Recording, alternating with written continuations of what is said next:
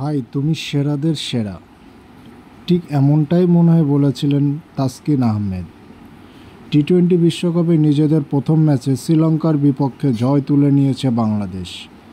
ম্যাচে 4 ওভার বল করে মাত্র 17 রান খরচ করে 3 উইকেট তুলে নেন মুস্তাফিজুর রহমান।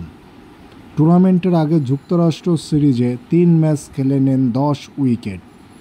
বিশ্বকাপের পারফরম্যান্সের ধারা অব্যাহত রেখেছে এই কাটার মাস্টার খ্যাত the fees.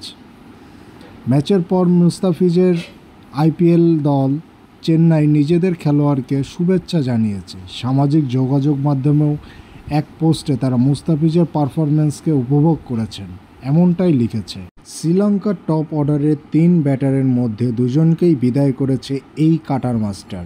Kamindu Mendis O Pathum নিসাক্কাকে সাজঘরে ফিরিয়েছেন Lankan শিবিরে জোড়া আঘাত হানেন এই কাটার মাস্টার।